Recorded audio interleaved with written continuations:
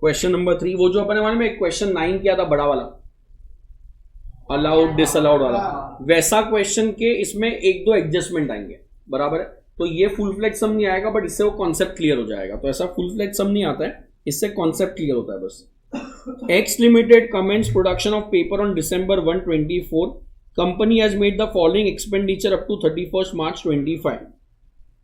On December 23, 2024, मतलब please बोलना, first line में दिया है production of paper on December 1, और यहाँ पे बोला है December 23, मतलब प्रोडक्शन कमेंस होने के बाद वाला है। अरे बोलो यार। Yes.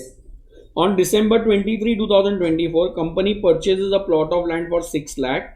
Later on, a laboratory building is constructed. Cost of construction is 4,70,000. Date of completion is March 1, 25. To start an in-house research. To start an In-house research. तो मैं बोल सकता हूँ पहले पॉइंट में इन-हाउस रिसर्च के लिए खर्चा किया है, बराबर है। Yes. और आफ्टर कमेंसमेंट ऑफ बिजनेस है, यस और no? Yes. After commencement of business है, तो उसमें कॉस्ट ऑफ लैंड डिडक्शन मिलने वाला है या नहीं मिलने वाला है? नहीं मिलने वाला है। And cost of laboratory building मिलेगा या नहीं मिलेगा? मिलेगा। कितना मिलेगा? 100% या डेप्रिशिएशन? 100%, 4,70,000। बोलो, मैं वेट कर रहा हूँ कितने लोगों को नहीं समझा है। श्योर। कॉस्ट ऑफ लैंड कितना है? 0। Cost of building 100%। In house research है, आफ्टर कमेंसमेंट है। बिजनेस 1 दिसंबर को चालू हुआ और खर्चा 23 दिसंबर को किया, तो आफ्टर कमेंसमेंट ऑफ बिजनेस है। मैं वेट कर रहा हूं, नहीं समझा है तो पूछो यार। समझा? श्योर? यहां पे नहीं समझा, थर्ड बेंच। आपको बोला है बेटा ऑन पहले तो फर्स्ट लाइन में बोला है X limited commence production of paper on December 1, 24। So आपने बिजनेस चालू किया 1 दिसंबर को। पॉइंट नंबर 1 में बोला है during December 23, 2024 company purchase a land for 6 lakh. Later on a laboratory building was constructed. Cost of construction है वो 4,70,000 है। डेट ऑफ कंप्लीशन March 1 है। To start an in house research, तो ये अपन ने एक्सपेंस किया है for in house research. In house में अपन ने 2 एरो बनाया था, बिफोर कमेंसमेंट और ड्यूरिंग। तो ये December 1 का बिजनेस है, December 23 का खर्चा है। तो ये बिफोर है या ड्यूरिंग है? ड्यूरिंग। बिफोर मतलब December 1 से पहले वाला। सो ये ड्यूरिंग वाला खर्चा है। ड्यूरिंग में रेवेन्यू एक्सपेंस है तो फुल्ली अलाउड। कैपिटल में cost of land not allowed. Other asset full cost allowed. वो देखो चार्ट, देखो नहीं समझ रहा है तो चार्ट पे ओपन करो, उसमें अपन ने लिखा था ड्यूरिंग में। देखो इन हाउस में जाओ, इन हाउस में फर्स्ट एरो था ड्यूरिंग। ड्यूरिंग में देखो रेवेन्यू अपन ने लिखा था फुल्ली अलाउड। कैपिटल में land not allowed, other asset full cost allowed. तो लैंड डेप्रिशिएबल नहीं है तो उसका कोई डिडक्शन नहीं मिलता है, और जो बिल्डिंग है उस पर पूरा 100% एक साथ मिल जाएगा। नहीं समझा भी? पॉइंट नंबर 2 और एक ट्राई करते हैं। बिफोर कमेंसमेंट ऑफ प्रोडक्शन, मैं आगे पढ़ ही नहीं रहा हूं बेटा। बिफोर कमेंसमेंट मतलब तो अनलिमिटेड ईयर्स का मिलता है, मैक्सिमम 3 साल। मैक्सिमम 3 साल। December 1, 24 को बिजनेस चालू हुआ, तो उसके पहले December 1, 23, December 1, 22, December 1, 21। तो 3 साल मतलब 21 से 22, 22 से 23, 23 से 22। तो December 1, 21 इतना खर्चा अलाउड है। इसके पहले वाला खर्चा अलाउड नहीं है। Before commencement, the company has made the following revenue expenses: expenditure on salary and perquisite to research personnel and research material during the year ending November 30, 21। बेटा कभी से अलाउड है खर्चा? 1 December 21 से। ये November 30, 21 का है, मतलब ये 3 साल के अंदर वाला है या पहले वाला? पहले वाला। तो उसका डिडक्शन मिलने वाला है नहीं मिलने वाला है? नहीं मिलने वाला है। तो इन हाउस रिसर्च है बट बिफोर कमेंसमेंट है। अरे यार सुन रहे नहीं हो? Before commencement of what? Business, बराबर है। सो उसमें पॉइंट नंबर 1 इधर गया, एक्सपेंसेस अप टू 30 नवंबर 2021 नहीं मिलेगा बिकॉज 3 साल से ज्यादा पुराना हो गया। अरे बोलो यार। expenditure on expenditure on salary of research professional from December 121 to November 30 22 91,000, out of which certified by prescribed authorities 32,000. पढ़ो एक बार पढ़ो.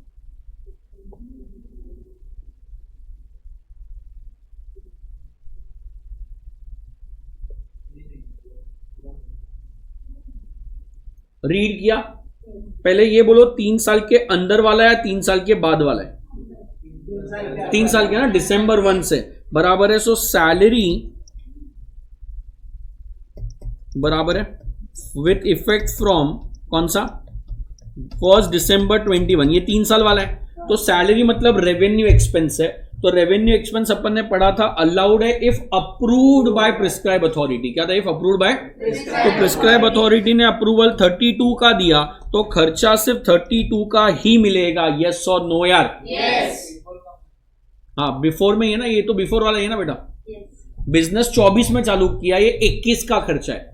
तो बिफोर है, रेवेन्यू है, अप्रूव्ड है तो अलाउड है, नहीं तो डिसअलाउड है. मिल रहा है? चार्ट सामने रखो चाहिए तो. Next, expenditure on providing rent free flat and club facility to research personal from December 121. मतलब अपने 3 साल में तो आ रहा है. अरे बोलो यार. बेटा फ्लैट दिया और क्लब फैसिलिटी दिया, तो ये खर्चे सैलरी है या परक्यूजिट है? परक्यूजिट ना. अपन ने क्या पढ़ा था? बिफोर में परक्यूजिट मिलने वाला. अरे धंधा चालू नहीं हुआ, तुम किधर लोगों को क्लब में लेके जा रहे हो यार? कोई सुन रहा है क्या? तो परक्यूजिट विथ इफेक्ट फ्रॉम क्या लिखूं? फर्स्ट दिसंबर है तो 3 साल, बट परक्यूजिट है, इसके लिए अलाउड नहीं है. Next, expenditure on research material from December 121 76,800, out of which certified by prescribe authorities 44,800. तो एक्सपेंसेस ऑन मटेरियल, अरे बराबर ना, मटेरियल कभी का है? विद इफेक्ट फ्रॉम 1 दिसंबर 21. 3 साल में है या नहीं है? मटेरियल चलेगा नहीं चलेगा? चलेगा, बट अप्रूव जितना है उतना ही चलेगा. 44,800. Is that point clear? Sure. Capital expenditure on scientific research not certified by prescribe authority. क्या बोला है? Not certified by prescribe authority. चलेगा. अरे यार, रेवेन्यू में अप्रूव्ड होना चाहिए, कैपिटल में अप्रूवल का जरूरत ही नहीं है. ये सब देख के ना एग्जाम में कंफ्यूजन होता है. बेटा रट्टा नहीं मारो यार. कैपिटल मतलब एसेट है ना. तो एसेट में अगर गवर्नमेंट को डाउट भी है तो एसेट थोड़ी ना 2 साल में कोई फेंक देता है. तो आप एक क्वेश्चन पूछ सकता है, इसके लिए अप्रूवल का जरूरत नहीं है. बोलो प्लीज. टेबल में बोला है, पढ़ो पढ़ो. एक्सपेंडिचर इंकर्ड अप टू 30 नवंबर 20, वो चेंज करना पड़ेगा अपने को. 30 नवंबर 21 है वो. अब वो टेक्स्ट बुक आएगी तब बदल देंगे, याद रखना बस. और फिर बोला एक्सपेंडिचर बिटवीन दिसंबर 121 टू नवंबर 30 24. कोई बोलेगा प्लीज. एक्सपेंसेस कैपिटल एक्सपेंसेस है, उसमें भी 2 पार्ट दिया हुआ है. पहला एक्सपेंस कब तक दिया है? अप टू 30 नवंबर 21. तो ये 3 साल के पहले वाला खर्चा हो गया, तो डिडक्शन मिलने वाला नहीं है. और जो विथ इफेक्ट फ्रॉम क्या लिखूं? दिसंबर 21, उस पे मिलेगा नहीं मिलेगा? मिलेगा. कितने लोगों को नहीं समझा पहले तो ये यार? श्योर? क्यों नहीं समझ रहा है? मुझे लग रहा है. अच्छा, परचेज ऑफ लैंड दिया है, क्या करूं? No deduction. Scholar batch. Purchase of equipments, depreciation लू या फुल कॉस्ट? 1,40,000. 2,30,000 क्यों नहीं ले रहा हूं? बिकॉज वो 3 साल से पुराना है. नवंबर 30 21 मतलब 3 साल के पुराना है, इसके लिए उसको नहीं लिया है. Cost of cultivation of herbs मिला, तो कॉस्ट ऑफ कल्टीवेशन मिलेगा नहीं मिलेगा? मिलेगा. कितना बोला है? 44,600. कैपिटल पूरा अलाउड है, उसमें आपको अप्रूवल का कोई जरूरत नहीं है, सिर्फ विद इन 3 years होना चाहिए बस. Is that point clear? Last में बोला determine the amount of deduction available under 35(1) for the assessment year if scientific research is related to the business. So total deduction कितना मिलेगा देख लो. 470 प्लस 32 करो 5,02,546,800. 646 800 686 800 730 400 पता नहीं 731 400 क्या आ रहा है 731 400 देख लेना ऊपर से प्लीज टोटल करो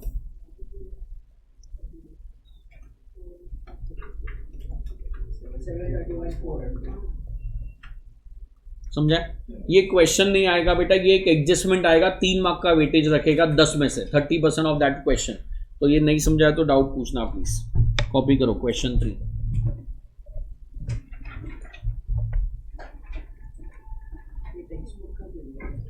हाँ अपने टेक्स्ट बुक का ये print I think Saturday Sunday को आई नहीं होगी आजकल में आ जा नीचे तुम्हारी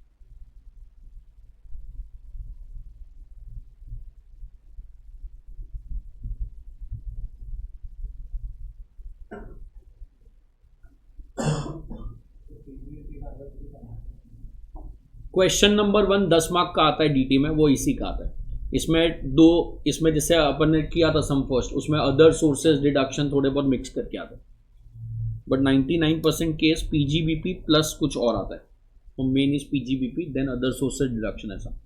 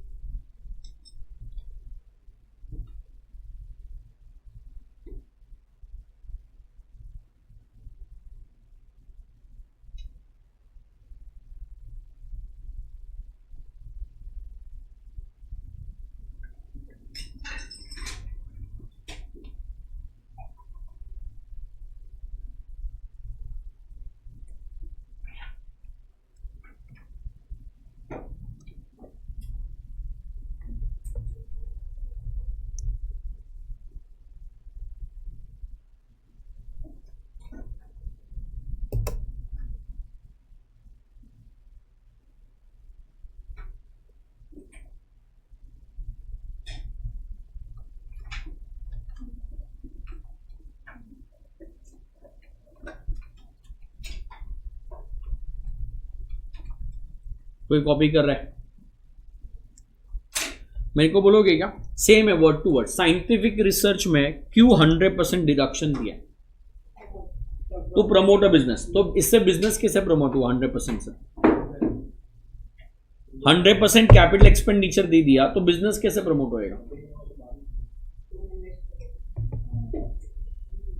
एज एन मैं अगर रिसर्च चालू करूं तो मेरा क्या फायदा? क्या टैक्सेस पे कम? अरे टैक्सेस पे ही नहीं करना पड़ेगा यार, इतना सारा डिडक्शन है तो। प्लस जो ये तो इनकम टैक्स का है ना, गवर्नमेंट ग्रांट्स वैंट्स देगा वो अलग। इनकम टैक्स के पर्सपेक्टिव से is income tax encouraging to start scientific research? Because उन लोग डिडक्शन दे रहे हैं तो लॉस आएगा तो टैक्स मिलने वाला नहीं है, तो आपका एक फायदा हो गया। अरे बराबर है।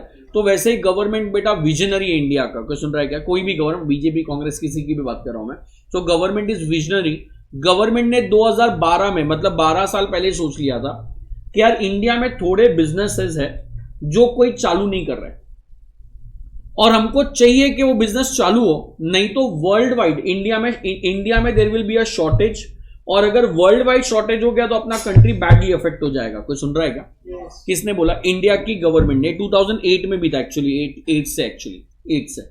तो है ना, फॉर एग्जांपल इंडिया में क्या हुआ? इंडिया में ना एक बार वीट का प्रोडक्शन बहुत शॉर्टेज था, गेहूं बहुत शॉर्टेज हो गया था, तो इंडिया ने पाकिस्तान से वीट इंपोर्ट किया। मतलब जो 10 रुपए में बिकता था उसका भाव 15-16 हो गया था। और वीट इंडिया में नॉर्थ और वेस्ट में तो स्टेपल फूड जैसा ही है। कोई सुन रहा है क्या? तो 50% भाव बढ़ गया, मतलब बहुत महंगा हो गया। तो इन लोग ने क्या किया? पाकिस्तान से बल्क में इंपोर्ट किया सो दैट भाव 15 से 12 रुपए पे आ जाए, ऐसा कुछ। तो इन लोगों ने इंपोर्ट किया, और पाकिस्तान से जब भी इंपोर्ट एक्सपोर्ट होता है ट्रेन के थ्रू होता है। वो देखिए बजरंगी भाईजान मूवी में ट्रेन पे हो जाता है, तो ट्रेन से इंपोर्ट एक्सपोर्ट होता है। इंपोर्ट करने के बाद जो स्टेशन पे इंपोर्ट हुआ वहां पे पूरा उन लोग ने वो लादी लगा दी पूरे गेहूं की। बारिश आ गया और वीट पूरा डिस्ट्रॉय हो गया। और वो जो वीट इतना महंगा इंपोर्ट किया था 1 रुपए में इन लोग को बेचना पड़ा एकदम रद्दी के भाव में। कोई सुन रहा है क्या? और भाव 15 रुपया जो था, 10 से 15 हुआ था, वो 15 से 18-19 हो गया। सो मीडिया वालों ने गवर्नमेंट को पूछा कि सर ऐसा कोई भी लापरवाह कैसे हो सकता है? इतना तो दिमाग होना चाहिए कि भाई इंपोर्ट किया है तो वेयर हाउस में रखो ना, ओपन में कौन रखता है? तो गवर्नमेंट ने मीडिया वाले को बोला एक काम कर, जहां पे स्टेशन है वहां से 50 किलोमीटर 100 किलोमीटर जा, और अगर एक वेयर हाउस मिलता है तो हमको आके कंप्लेन करना। तो उन लोग ने ढूंढा, कोई वेयर हाउस नहीं था। जिसका वेयर हाउस था बेटा वो अपना ही सामान वेयर हाउस में रख रहा है। तो मेरा बाजू में खेती है, मैंने वेयर हाउस बनाया, खेती से सामान निकाल के अपने वेयर हाउस में रखता हूं। सो गवर्नमेंट बोलता है यार ऐसा कोई आदमी नहीं है जो कॉमन वेयर हाउसिंग चालू कर रहा है। कॉमन का मैं मतलब समझाता हूं। अगर आज एक कार डीलर ने कार डीलरशिप लिया है तो वो कार किसको बेचेगा? अपने फैमिली को या पूरे इंडिया को? तो वो कॉमन बिजनेस है। आज अपन ने क्लास चालू किया तो क्या क्लास चालू किया? अपने बच्चे आएंगे, अपने बिल्डिंग वाले बच्चे आएंगे, पूरे इंडिया में से कोई भी आ सकता है। तो जो कार डीलर है वो कौन है? Common business. क्लासेस है वो क्या है? Common business. गवर्नमेंट बोलता है वेयर हाउसिंग का ऐसा कॉमन बिजनेस नहीं है। मतलब ऐसा कोई आदमी नहीं है जिसने एक बिल्डिंग खरीदी, बिल्डिंग में वेंटिलेशन वो सब लगाया और बोलता है ये मेरा वेयर हाउस है, बट सामान मेरा नहीं रहेगा, कोई भी आके रख सकता है, मैं भाड़ा ले लूंगा। कोई सुन रहा है क्या? तो इंडिया में गवर्नमेंट ने बोला वेयर हाउसिंग बिजनेस का बहुत बड़ा शॉर्टेज है। Warehousing for agriculture produce, क्या बोला? Warehousing for agriculture produce. Similarly मेरे को बोलो ना बेटा, आज के डेट में आइसक्रीम जो है, अभी तो बहुत एडवांस हो गया, बट आज के डेट में जो आइसक्रीम जो है वो ice cream banana is very easy. आप है ना, अमूल हो गया, मदर डेयरी हो गया, सुन रहे हो कि नहीं यार? उससे बेटर आइसक्रीम बना सकते हो 100%। आप अगर होममेड आइसक्रीम खाओगे ना तो उन लोग का फ्लेवर ही भूल जाओगे। अब बट वो होममेड आइसक्रीम वाला मुंबई में भी पूरा डिलीवर नहीं कर पा रहा है। क्यों डिलीवर नहीं कर पा रहा है? बिकॉज आइसक्रीम को बनाने के बाद अपने फैक्ट्री में रखने के लिए कोल्ड स्टोरेज चाहिए। फैक्ट्री में तो कोल्ड स्टोरेज बन जाएगा, फिर बाद में जब ट्रांसपोर्ट होएगा तो वापस से कोल्ड स्टोरेज चाहिए। कोई सुन रहा है क्या? फिर जब जाएगा उन लोग के पास तो फ्रिज होता है। तो इसमें प्रॉब्लम ये, मैन्युफैक्चरिंग भी कोल्ड स्टोरेज में होता है, डिस्ट्रीब्यूशन भी कोल्ड स्टोरेज में होना चाहिए, नहीं तो वो स्पॉइल हो जाएगा। कोई सुन रहा है क्या? आज के डेट में कोल्ड, आप सर्च करोगे ना गूगल पे, 500 लोग मिल जाएंगे। 4-5 साल पहले एक आदमी कोल्ड स्टोरेज का नहीं था। मतलब अमूल वाले ने अपना कोल्ड चेन बनाया हुआ है, बट उसमें अमूल का प्रोडक्ट जा रहा है। मदर डेयरी वाले में मदर डेयरी का प्रोडक्ट जा रहा है, तो अगर मुझे आइसक्रीम का धंधा चालू करना है तो मैं कर ही नहीं पाऊंगा, बिकॉज मेरा डिस्ट्रीब्यूशन कोई कर ही नहीं रहा है। कोई सुन रहा है क्या? अभी वो जब बनाता हूं ना वैक्सीन कोविड वाला, तो कोविड वाला वैक्सीन बनाता तो सबसे बड़ा प्रॉब्लम क्या था कि डिस्ट्रीब्यूट कैसे करेंगे, बिकॉज नेगेटिव डिग्री में स्टोर करना पड़ रहा था उसको यार। कोई सुन रहा है क्या? So cold storage was required, not required, required. So over a year government ने रियलाइज किया कि यार ये बिजनेस इंडिया में है नहीं। वापस से बोल रहा हूं, कॉमन बिजनेस नहीं है, मतलब अमूल वाले के पास डिस्ट्रीब्यूशन है वो नहीं चाहिए हमको। हमको चाहिए कोई आदमी बोले मेरे पास डिस्ट्रीब्यूशन है, तुम्हारा सामान मैं लेके जाऊंगा। कोई सुन रहा है क्या? तो ये बिजनेस को प्रमोट करने के लिए गवर्नमेंट बोलता है ये बिजनेस चालू करो, 100% रेवेन्यू एक्सपेंस अलाउ करेंगे। तो लोगों ने बोला सर ये तो वैसे भी अलाउड होता है। बोलता है कोई बात नहीं, 100% कैपिटल एक्सपेंस भी अलाउ करेंगे।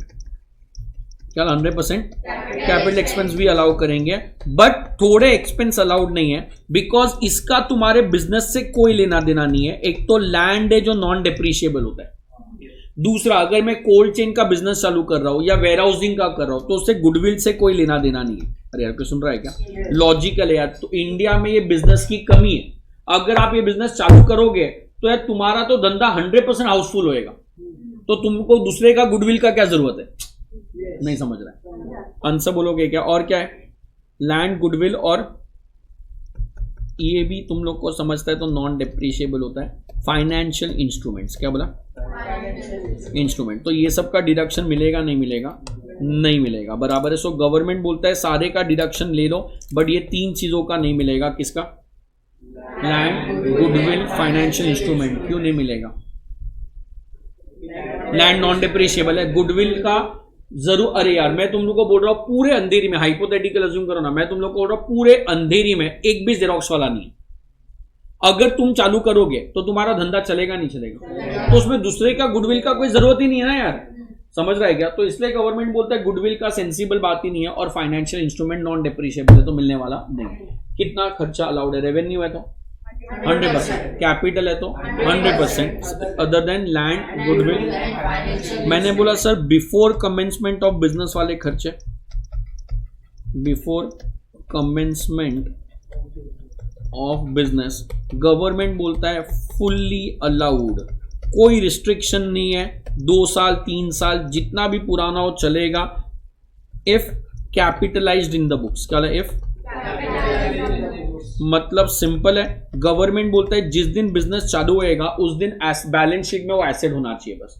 तो आपने अगर बिजनेस चालू करने के पहले, सुन रहे हो क्या, फॉर कंस्ट्रक्शन चालू किया वेयर हाउस का, 5 साल कंस्ट्रक्शन में लगा तो खर्चा अलाउड है, सिर्फ बैलेंस शीट में वेयर हाउस दिखाई देना चाहिए। That's it. कोई सुन रहा है? खर्चा कितना पुराना अलाउड है? Unlimited year. सिर्फ क्या होना चाहिए? कैपिटलाइज होना चाहिए, मतलब बैलेंस शीट में आना चाहिए बस। बिफोर अलाउड है, नो टाइम रिस्ट्रिक्शंस। मिल रहा है कि नहीं यार? रेवेन्यू एक्सपेंस 100%, कैपिटल एक्सपेंस 100%, 3 को छोड़ के, एलजीएफ को छोड़ के बोलो, फाइनेंशियल इंस्ट्रूमेंट। बिफोर कमेंसमेंट है तो अनलिमिटेड ईयर चलेगा, सिर्फ कैपिटलाइज बुक्स में करना है। अब गवर्नमेंट क्या बोलता है? नीरज एक बात बता, इंपॉर्टेंट है, सुन रहे हो तो मेहनत करो। गवर्नमेंट ने बिजनेस प्रमोट करने के लिए नाम दे दिया, कोल्ड चेन हो गया, वेयर हाउसिंग हो गया, ये 2 मेन नाम। तो अमूल वाला बोलता है यार ये तो हमको कभी डिडक्शन नहीं मिला, इनके पास तो कोल्ड चेन है ही ना। सुन रहे हो क्या? तो अमूल वाले ने फिर डिडक्शन लेना चालू किया, नया मशीन खरीदा और डिडक्शन ले लिया कोल्ड चेन के लिए। मिलना चाहिए अमूल को या नहीं मिलना चाहिए? नहीं मिलना चाहिए ना, बिकॉज अमूल अपने खुद के लिए यूज करेगा। कोई सुन रहा है क्या? अमूल में कोई दूसरा अलाउड नहीं रहेगा। अगर ऐसा कर दिया तो गवर्नमेंट बोलेगा अमूल वाले डिडक्शन लेंगे, कोई नया बिजनेस वापस से चालू नहीं होएगा। सो गवर्नमेंट ने कंडीशन डाला है, business should be newly established one. क्या? Business should be newly established one. आप पुराने बिजनेस को, अच्छा तो अमूल वाले ने क्या किया? डीमर्ज कर दिया, अमूल प्रोडक्शन अलग कर दिया, अमूल डिस्ट्रीब्यूशन अलग कर दिया, और बोला कि डिस्ट्रीब्यूशन तो नया बिजनेस है। अरे चलेगा नहीं चलेगा?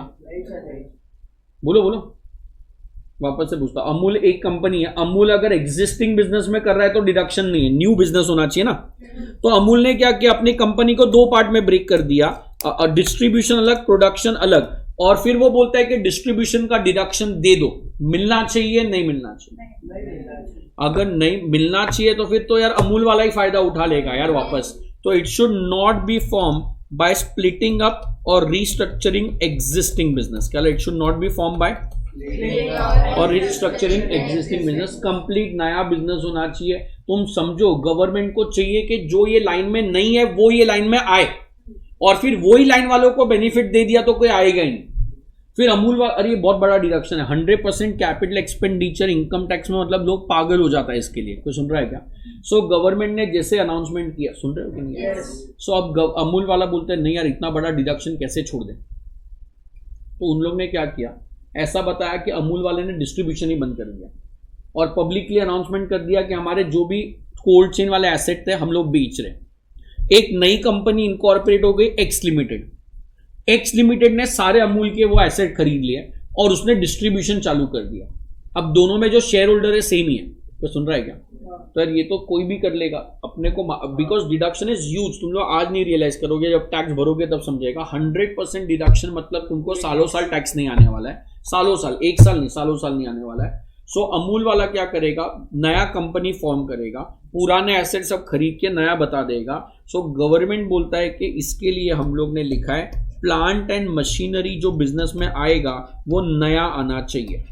चलो plant and machinery should be, building पुराना होएगा तो चलेगा, फर्नीचर भी पुराना चलेगा, but plant and machinery has to be what, new. नहीं तो लोग वही करेंगे, ये बंद करके नया कंपनी ले लेंगे. बट फिर जेरोक्स, पता है जेरोक्स की मशीन होती है, ये नीचे जितने भी जेरोक्स वाले हैं ना यहाँ पे, उन लोग से पूछना 100%, 99 भी नहीं बोल रहा, 100% लोगों के पास जो मशीन है वो सेकेंड हैंड है. 100%. कैसे सेकेंड हैंड है? यूएस में ना जितनी भी कंपनी है, जितनी भी मतलब जितनी भी छोटी भी होगी ना, अपने क्लास वाला भी होएगा ना, उन लोग के पास वो मशीन होती है. सबके पास होती है, हर कंपनी के पास, हर एक के पास. कोई सुन रहा है? और उधर जो xerox company it is a brand ना, उन लोग का 0 डिफेक्ट पॉलिसी है. मतलब अगर तुम्हारा मशीन खराब हुआ तो पूरा मशीन दे दो, हम लोग नया रिप्लेस कर देंगे. कोई सुन रहा है क्या? मतलब माइनर डिफेक्ट भी हुआ तो अब जब माइनर डिफेक्ट हुआ तो पर अपने इंडिया में तो चलता है ना, एक्चुअली कोई डिफेक्ट नहीं होता है. कोई सुन रहा है कि नहीं है? तो इन लोग क्या करते हैं, यूएसए से जो भी थोड़ा बहुत भी डैमेज प्रोडक्ट होता है ना, वो इंडिया में बेचते हैं और इंडिया में उसका बहुत बड़ा मार्केट है. 99% पूरे मुंबई में जेरोक्स वाले के पास सेकेंड हैंड ही है. कोई सुन रहा है कि नहीं है? नहीं सुन रहे? बराबर है. सो बेटा अब ये आप बोलते हो कि प्लांट एंड मशीनरी नया होना चाहिए. मैं कोल्ड चेन चालू कर रहा हूँ, मुझे मालूम पड़ा कि जर्मनी में कोल्ड चेन बहुत अच्छा है. अब उसमें कोई कंपनी अपनी मशीन निकाल रही है तो यार मैं उससे लूंगा या नहीं लूंगा? और उनका टेक्नोलॉजी तो एडवांस ही होएगा ना यार. तो आप बोलते हो कि मुझे डिडक्शन नहीं मिलेगा. सो गवर्नमेंट बोलता है इंपोर्टेड सेकेंड हैंड को हम लोग न्यू मानेंगे. क्या वाला इंपोर्टेड सेकेंड हैंड को? तो आप जर्मनी से सेकेंड हैंड इंपोर्ट करो, वी विल अज्यूम न्यू ही रहेगा एंड सो ऑन. कोई सुन रहा है? अब मैंने बोला चलो गवर्नमेंट अग्रीड, ये तो आपने हमारा फायदा कर दिया. बट यार एसी वेसी हमको सेकेंड हैंड अच्छा खासा मिल रहा था तो हम लोग आपके जैसे नहीं ले पा रहे. बोलता है ठीक है कोई बात नहीं, जो भी टोटल प्लांट एंड मशीनरी है पुराना प्लस नया मिला के, उसका 20% सेकेंड हैंड अलाउड है. कितना? मतलब तुम्हारे बैलेंस शीट में टोटल प्लांट एंड मशीनरी नया पुराना इंपोर्टेड सब मिला के 100 रुपए का है, तो 20 रुपए का इंडिया का सेकेंड हैंड अलाउड है. बैलेंस 80 नया होना चाहिए या तो इंपोर्टेड सेकेंड हैंड होना चाहिए, या तो नया या तो इंपोर्टेड सेकेंड हैंड. अगर ऐसा कर देते हो तो डिडक्शन लेके जाओ. वापस से पूछ रहा हूँ डिडक्शन क्या है पहले ये बताओ. रेवेन्यू एक्सपेंस कितना? 100%. Capital expense 100%. की 3 को छोड़ के. Land, goodwill, financial investment. और अगर आपने बिफोर कमेंसमेंट खर्चा किया है तो फुली अलाउड. सिर्फ क्या होना चाहिए? कैपिटलाइज होना चाहिए. और बिजनेस नया होना चाहिए या पुराना? पुराने बिजनेस को स्प्लिट करके बनाया तो नहीं चलेगा, रिस्ट्रक्चर किया तो भी नहीं चलेगा. और plant and machinery should B second hand. कितना अलाउड है? 20% of total plant and machinery second hand allowed है. इंपोर्टेड को क्या मानेंगे? हमेशा या कभी कभी? हमेशा नहीं मानेंगे. इतना पॉइंट समझता है. ये गवर्नमेंट डिडक्शन दे क्यों रहा है इतना? पर सर बिजनेस कौन सा प्रमोट करना है गवर्नमेंट को? तो ये लिस्ट है बेटा, सीबीआई वर्क फ्रॉम होम. क्या बोला? CBI work from home. Cold chain facility, वो जो अपना अमूल वाला एग्जाम है, कोल्ड चेन फैसिलिटी. फिर cross country pipeline for distribution of petroleum and natural gas. सुनते हो तो बहुत अच्छा है. यूक्रेन और रशिया में वॉर क्यों चल रहा है? पता होना चाहिए सब यार तुम लोगों को. बॉर्डर में क्या डिस्प्यूट है? इतने साल तक तो नहीं, अभी कैसे डिस्प्यूट आ गया? और कुछ पाइपलाइन के लिए अभी पाइपलाइन पड़ा तो पाइपलाइन से कुछ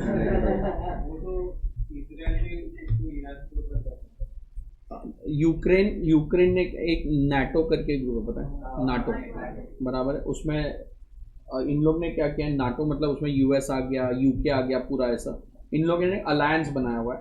बोलता है कि अगर एक आदमी ने नाटो के ऊपर हमला किया एक कंट्री के ऊपर तो सारी नाटो एक साथ हो जाएगी। अगर किसी ने यूएस पे बम फोड़ा सपोज तो यूएस, यूके, जर्मनी सब एक साथ आ जाएगा। कोई सुन रहा है? तो यूक्रेन वाले ने बोला हम लोग को नाटो का मेंबर बनने का है। अब नाटो का मेंबर बनने का मतलब ये है कि यूक्रेन के बॉर्डर पे यूएस की आर्मी आ जाएगी। अब यूक्रेन की बॉर्डर पे रशिया है तो रशिया वाला यूएस की आर्मी कैसे अलाउ करेगा? कोई सुन रहा है क्या? अरे बोलो यार। तो रशिया बोलता है नहीं सवाल ही नहीं उठता है, तो हमारे लिए बहुत बड़ा प्रॉब्लमेटिक हो गया। कोई सुन रहा है कि नहीं है? बट यूक्रेन से रशिया को क्या मतलब है? एक तो उन लोग के बॉर्डर पे आ गया। सेकेंड प्रॉब्लम ये है कि जितने भी रशिया में ऑयल एंड गैस प्रोड्यूस होता है वो यूक्रेन, रशिया से पाइपलाइन यूक्रेन के थ्रू जाके पूरे यूरोप में जाता है। कोई सुन रहा है क्या? तो वो जो पाइपलाइन है कहाँ पे ओरिजिनेट हो रहा है? रशिया। बट कहाँ से जा रहा है? यूक्रेन। मतलब इसको बोलते हैं क्रॉस कंट्री पाइपलाइन। क्या बोलते हैं? Cross country pipeline for distribution of petroleum and natural gas. ये बिजनेस को अपने को इंडिया में प्रमोट करना है, गवर्नमेंट ने सदियों पहले ही सोचा हुआ था। फिर बी मतलब honey bee keeping, bee wax. बीच में आर्टिफिशियल हनी का बहुत प्रॉब्लम आ गया था, तो बिजनेस को प्रमोट करने के वो सब शुगर सिरप के साथ मिलाते थे, तो बिजनेस को प्रमोट करने के लिए बोला ये बिजनेस चालू करो तुम लोग। क्या क्या बोला है? कोल्ड चेन फैसिलिटी अमूल वाला, क्रॉस कंट्री पाइपलाइन वो पेट्रोलियम वाला, beekeeping, honey bee wax, inland container depot, inland INLAND, inland container depot से इंपोर्ट एक्सपोर्ट प्रमोट होता है। सो इंपोर्ट एक्सपोर्ट करने के लिए आपको स्पेसिफिक कंटेनर चाहिए जो सबके पास नहीं होते हैं, तो बोला है तुम बिजनेस चालू करो कंटेनर भाड़े पे देने का। तो उसको क्या बोलते हैं? Inland container depot. New infrastructure facility. क्या बोला? मतलब नए रोड बनाने का बिजनेस तुम लोगों ने चालू किया है, या आयरन और डिस्ट्रीब्यूशन का बिजनेस है। किसका बिजनेस है? आयरन और डिस्ट्रीब्यूशन का बिजनेस है, बराबर है। सो 3 I क्या है? इनलैंड कंटेनर डेपो, ये इंपोर्ट एक्सपोर्ट वाला, आयरन और का डिस्ट्रीब्यूशन पाइपलाइन से वो भी सेम, वो क्रॉस कंट्री ऐसा, और न्यू इंफ्रास्ट्रक्चर रोड वो डेवलप करने के लिए, बराबर है।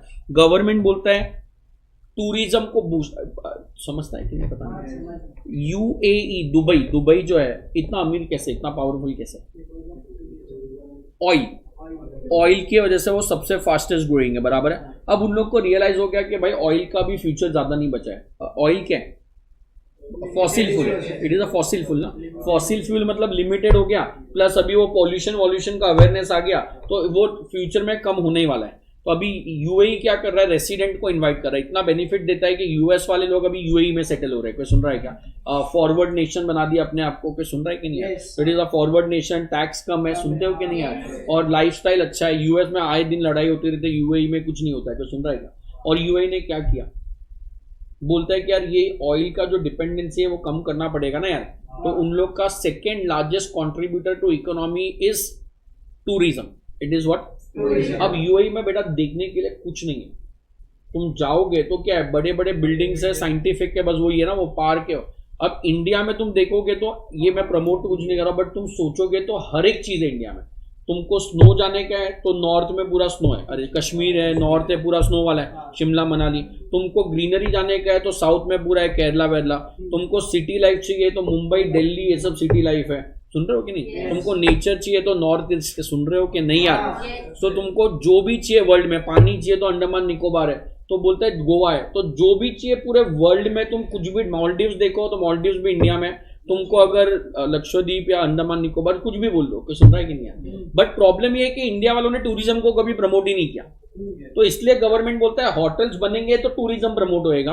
तो अगर आप होटल का बिजनेस चालू करो, मिनिमम 2 स्टार कैटेगरी होना चाहिए। मिनिमम कितना? 2 स्टार। तो हम तुम लोग को 100% डिडक्शन देने के लिए रेडी है। हॉस्पिटल चालू करो, 100 bed for patient. Normal clinic चालू किया तो नहीं चलेगा, hospital with minimum 100 beds for patient. Housing project under slum redevelopment. अब जो मुंबई है बेटा, मुंबई के पास जगह ही नहीं बची कुछ करने की, तो मुंबई क्या कर रहा है? स्लम्स तोड़ रहा है, और वहां पे बिल्डिंग बना रहे हैं। जो स्लम्स में थे उन लोग को एक बिल्डिंग दे देता है और नया बिल्डिंग में कोई और आके रह जाता है, तो स्लम रीडेवलपमेंट प्रोजेक्ट हो गया।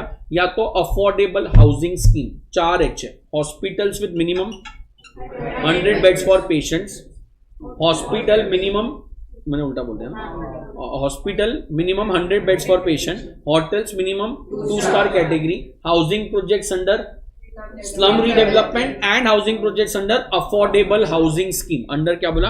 Affordable housing scheme. फर्टिलाइजर का बिजनेस चालू करो इंडिया में, आपको डिडक्शन मिल जाएगा। Warehousing for agriculture produce, warehousing for sugar, क्या क्या बोला? Warehousing for agriculture produce, warehousing for sugar. ये अभी हुआ था मार्च 20 में, अगर थोड़ा तुम लोग सुनते हो कि नहीं पता नहीं। वो ताइवान 94% वर्ल्ड का चिप बनाता है और चिप 100% प्रोडक्ट में होता है। मोबाइल में चिप है, कंप्यूटर में है, कार में है, टीवी में, एवरीवेयर। कोई सुन रहा है क्या? तो इंडिया को अभी सेमीकंडक्टर बिजनेस को पॉपुलर करने का, जो कर भी रहा है, आए दिन सुनते होंगे, तो उसको गवर्नमेंट ने 2018 में वो बोल दिया था, setting up semiconductor wafer fabricating machine. Wafer मतलब खाने वाले वेफर की बात नहीं चल रही, और चिप मैन्युफैक्चरिंग की बात चल रही है। क्या? Semiconductor wafer fabricating machine. तो ये सारे बिजनेस है। कौन से बताओ? कोल्ड चेन फैसिलिटी, फिर क्रॉस कंट्री पाइपलाइन। बी मतलब honey bee, bee keeping, bee wax. I मतलब आयरन और infrastructure facility, inland container depot. W में warehousing for agriculture, warehousing for sugar, wafer fabricating machine. F मतलब fertiliser, H मतलब hotels 2 star, hospital 100 beds, housing under affordable और slum redevelopment. इन लोग को क्या फायदा मिलेगा? 100% डिडक्शन। नया बिजनेस या पुराना भी चलेगा, नया बिजनेस होना जरूरी है। कितना समझेगा? श्योर? लिखो ना प्लीज, रेड पेन। जहां पे जगह छोड़ा था उधर लिखना। बीच में अभी जस्ट रिसेंटली जो जगह छोड़ा है उसमें पॉइंट नंबर सी ऐड करना।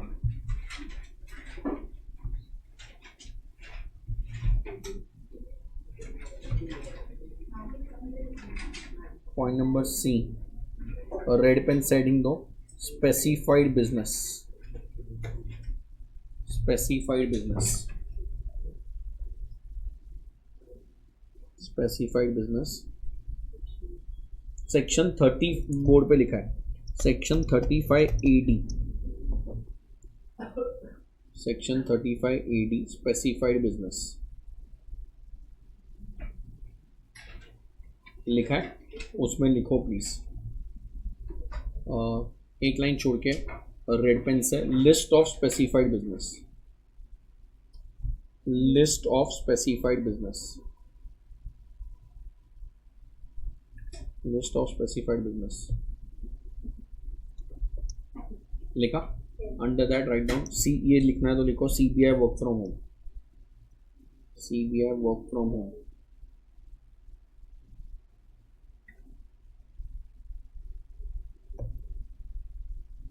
C dash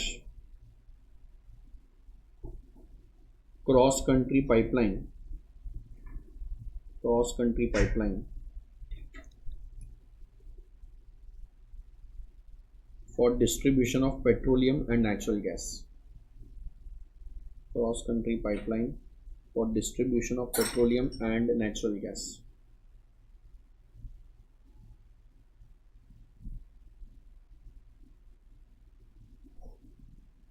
Again C dash cross country cold chain facility, cold chain facility, cold chain facility, cold chain facility. B dash honey bee, beekeeping and bee wax,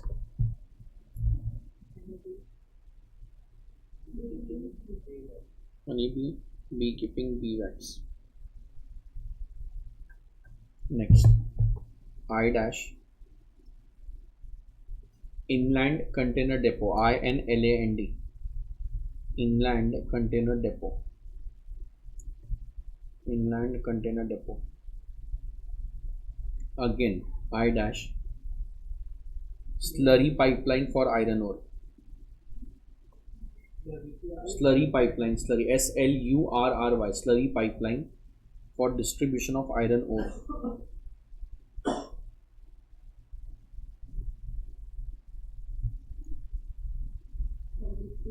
Of iron ore.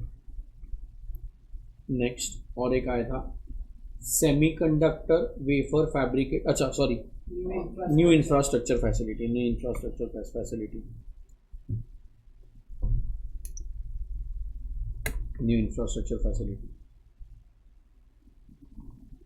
then W dash warehousing for agriculture produce,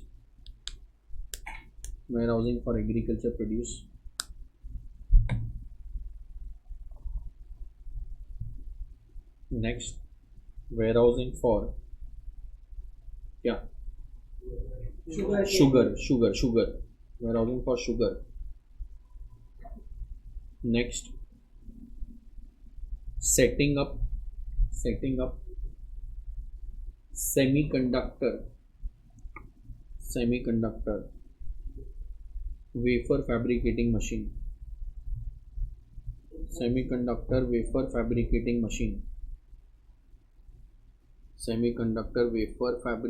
machine लिखा. Next क्या, F dash production of fertilizer,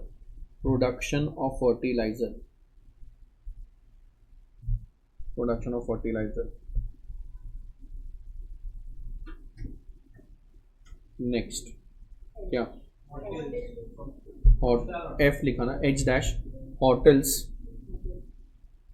with minimum 2-star category,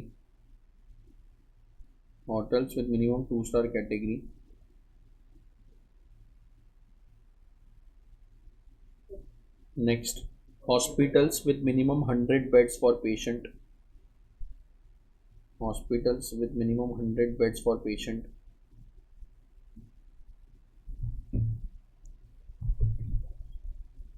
next बोलो,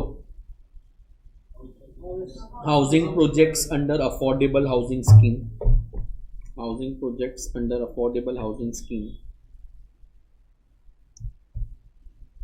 and last housing projects under slum redevelopment.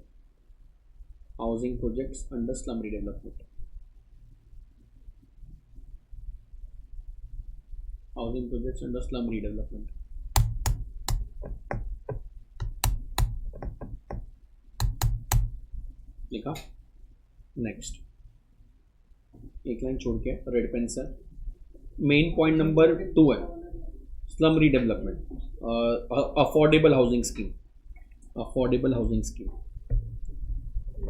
Next main point, ये list of specified business main point number 1 था. अभी यही point में main point number 2, C heading में main point number 2 conditions, sorry main point number 2 amount of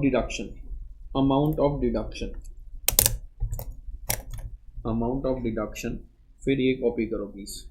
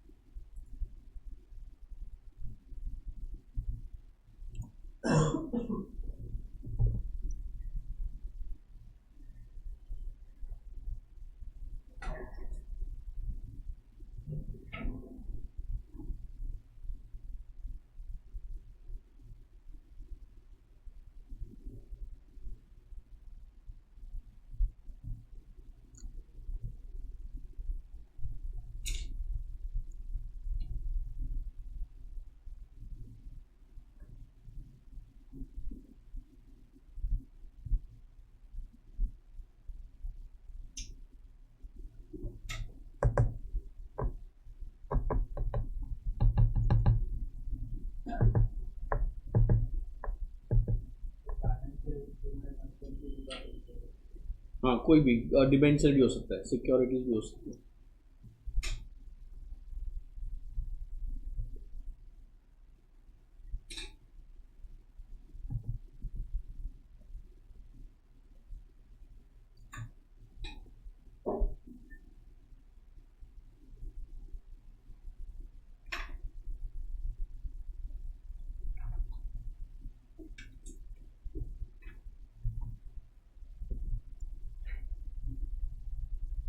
done.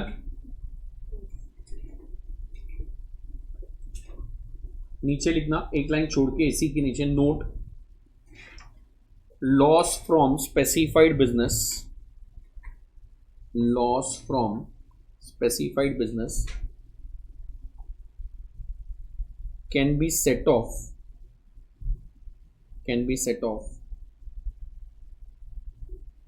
only against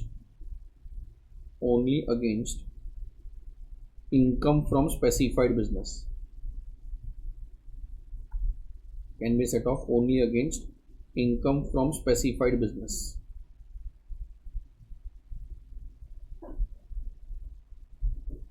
बराबर है, उसका मतलब क्या है समझ जाएगा आगे। नेक्स्ट लाइन पे एक लाइन छोड़ के, या तो loss from specified business can be, loss from specified business can be set of, sorry can be carry forwarded, for कितना साल, unlimited indefinite period, can be carry forwarded for indefinite period,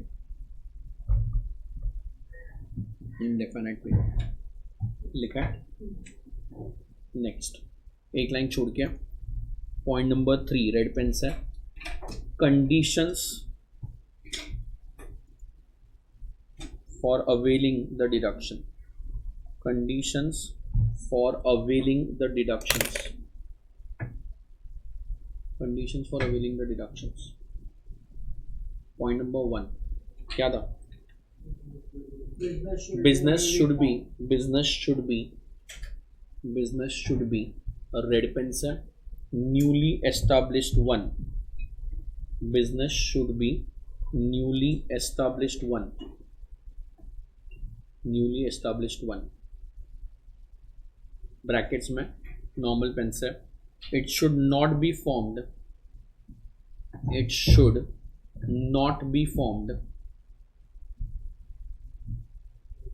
by splitting up or restructuring the existing business, by splitting up or restructuring the existing business,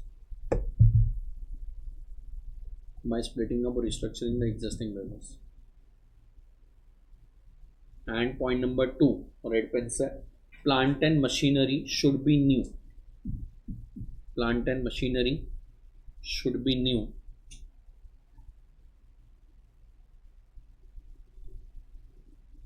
normal pen से, however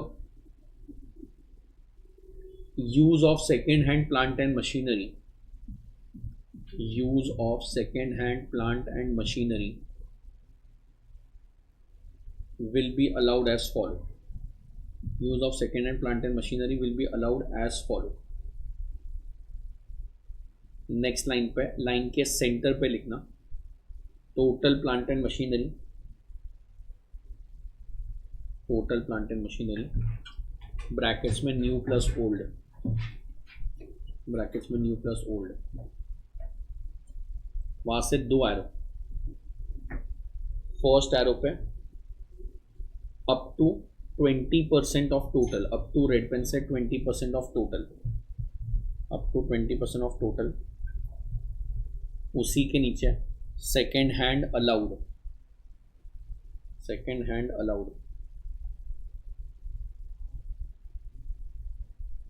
next arrow पे balance has to be new, balance has to be new, और brackets में लिखना imported will always be considered, imported second hand will always be considered new, imported second hand will always be considered new, imported second hand will always be considered new। सही है, इधर तक कोई doubt? Sure. Section number याद है क्या? 30 क्या था? 30 rent repairs of building, 31 rent repairs of plant and machinery and furniture, 32 depreciation, 33 अपने सिलेबस में नहीं है, 34 पूरे जी इनकम टैक्स में नहीं है, 35 साइंटिफिक रिसर्च 35 क्या था, scientific research 35 AD specified business 36 specified deduction C barfi वाला 37 जनरल डिडक्शन 38 काम का नहीं है 39 नहीं है 40 स्मॉल ए इफ्रो पेमेंट वही वाला इफ्रो पेमेंट इफ्रक पेमेंट सैलरी पेमेंट वो वाला 40 capital A was related party और वो कैश वाला और 43 बी वॉज TBLIC पेड है तो अलाउड है आउटस्टैंडिंग है तो अलाउड नहीं है वो वाला मिला वो सब समरी अपन बना देंगे बट याद रहेगा क्या इतना सारा